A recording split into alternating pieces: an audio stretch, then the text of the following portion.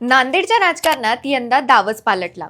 सत्ता बदलली आहे, चेहरे बदलले आहेत आणि आता प्रश्न फक्त इतकाच उरलाय, या सत्तेचा खरा किल्लेदार कोण. इतिहासात पहिल्यांदाच भाजप नांदेड महापालिकेवर एक हाती सत्तेत आला आहे. पण सत्ता मिळवणं वेगळं आणि सत्ता चालवणं वेगळं असतं. गटनेतेपदाची निवड झाली, आरक्षणाची सोडत जाहीर झाली, इच्छुकांची गर्दी वाढली आणि त्यातच जुन्या निष्ठावंतांमध्ये अस्वस्थता दिसू लागली आहे. मग प्रश्न असा आहे की नांदेडचा महापौर कोण होणार? भाजपचा जुना चेहरा की अशोक चव्हाणांचा विश्वासू? आणि या एका निर्णयातून नांदेडचं पुढचं राजकारण कुठल्या दिशेने जाणार आहे, याच सगळ्याचा आज सविस्तर वेध आपण घेणार आहोत. नमस्कार, मी अंजली. आपण पाहत आहात त्याचं काय महाराष्ट्र. यंदा नांदेड महापालिकेची ही निवडणूक केवळ स्थानिक स्वराज्य संस्थेची निवडणूक नव्हती, तर ती महाराष्ट्राच्या राजकारणातल्या एका मोठ्या बदलाचं प्रतीक होती. कारण ज्या नांदेडमध्ये काँग्रेसचं दशकानुदशक वर्चस्व राहिलंय, जिथे अशोक चव्हाण हे सत्ता आणि संघटनेचे केंद्रबिंदू होते, त्या नांदेडमध्ये आज भाजप पूर्ण बहुमतासह सत्तेत आलाय.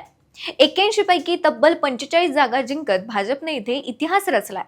पण या विजयामागची गोष्ट सरळ नाही. ही निवडणूक भाजपच्या झेंड्याखाली लढली गेली खरी, पण प्रचाराची सूत्र, रणनीती आणि स्थानिक समीकरण यांचं केंद्र अशोक चव्हाणांचंच होतं. काँग्रेसमधून भाजपमध्ये आलेले अशोक चव्हाण नांदेडमध्ये अजूनही निर्णायक शक्ती आहेत, हे या निकालाने पुन्हा सिद्ध झालं. त्यामुळे आज नांदेडमध्ये भाजपची सत्ता असली तरी नियंत्रण कोणाकडे आहे, हा प्रश्न आपोआप उभा राहतो. निवडणुकीनंतरचा पहिला मोठा निर्णय म्हणजे भाजपच्या गटनेतेपदाची निवड. इथेच पहिला राजकीय संदेश गेला. महेश कनकदंडे यांची बिनविरोध गटनेतेपदी निवड झाली. हे नाव महत्त्वाचं आहे, कारण कनकदंडे हे भाजपमधील पारंपरिक निष्ठावंत नाहीत, तर ते अशोक चव्हाण यांचे निकटवर्तीय मानले जातात. काँग्रेसमध्ये 2 वेळा आणि भाजपमध्ये 1 वेळा नगरसेवक म्हणून निवडून येणारे कनकदंडे म्हणजे बदलत्या राजकारणाचं जिवंत उदाहरण आहे. ही निवड होताच भाजपच्या स्थानिक कार्यकर्त्यांमध्ये कुजबूज सुरू झाली. इतका मोठा विजय मिळूनही गटनेतेपद पुन्हा बाहेरून आलेल्या नेत्यालाच, असा सवाल निष्ठावंत विचारू लागले. इथे स्पष्ट होतं की नांदेडमध्ये भाजपची सत्ता आहे, पण सत्ता चालवताना अशोक चव्हाण यांची भूमिका मध्यवर्ती आहे. याच पार्श्वभूमीवर आता सगळ्यांचं लक्ष लागलं आहे महापौर पदाकडे. कारण आरक्षण सोडतीनंतर नांदेड महापालिकेचं महापौर पद हे सर्वसाधारण महिला प्रवर्गासाठी राखीव झालंय. म्हणजेच 8व्यांदा नांदेडला महिला महापौर मिळणार हे निश्चित झालंय. पण ही महिला कोण असणार, यावरूनच पुढचं राजकारण ठरणार आहे. भाजपकडे सध्या 12 महिला नगरसेविका आहेत, ज्या सर्वसाधारण खुल्या प्रवर्गातून निवडून आल्या आहेत. नियमांनुसार सगळ्यांनाच दावा करता येतो, पण राजकारणात नियमांपेक्षा समीकरणं महत्त्वाची असतात. त्यामुळे कविता मुळे, ज्योती कल्याणकर, वैशाली देशमुख, शांभवी साले, सुदर्शना खोमणे अशा काही नावांभोवतीच चर्चा फिरताना दिसतेय. इथे खरी गंमत अशी आहे की गटनेतेपद चव्हाण समर्थकाकडे गेल्यानंतर आता महापौर पदही त्याच गटात जाणार का, हा मोठा प्रश्न आहे.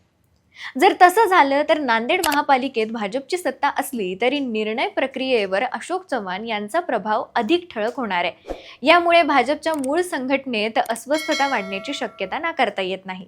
दुसरीकडे भाजपच्या प्रदेश नेतृत्वासमोरही पेच आहे.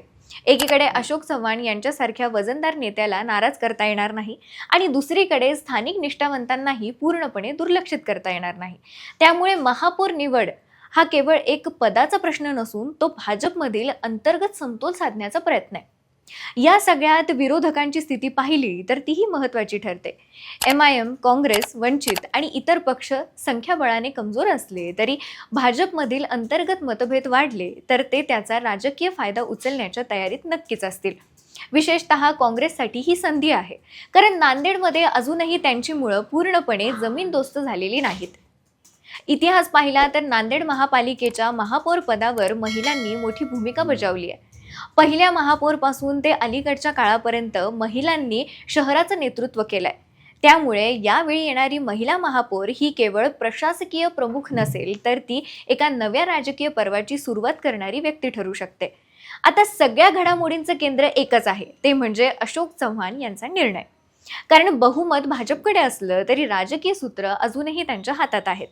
कोण महापौर होणार, कोण उपमहापौर होणार आणि कोणाला किती महत्त्व मिळणार, हे सगळं ठरणार आहे येत्या काही दिवसांमध्येच. तर नांदेडमध्ये सध्या प्रश्न फक्त इतकाच नाही की महापौर कोण होणार. खरा प्रश्न असा आहे की नांदेड महापालिकेवर भाजपची सत्ता आहे की अशोक चव्हाणांची छाया. महापौर पदाचा निर्णय भाजपमधील अंतर्गत राजकारण शांत करणार की नव्या वादांना तोंड फोडणार, आणि हा निर्णय नांदेडपुरताच मर्यादित राहणार की महाराष्ट्राच्या राजकारणात नवे संकेत देणार, याची उत्तरं लवकरच मिळतील. तत्पूर्वी तुमच्या मते नांदेड महापालिकेत महापौर पदाची माळ कुठल्या महिला नेतृत्वाच्या गळ्यात पडणार, कमेंटमधून नक्की सांगा. बाकी राजकारणाच्या आखाड्यात आपली नजर तर कायम असणारच आहे, तेव्हा कुठेही जाऊ नका, पाहत राहा, सबस्क्राईब करा त्याचं काय महाराष्ट्र.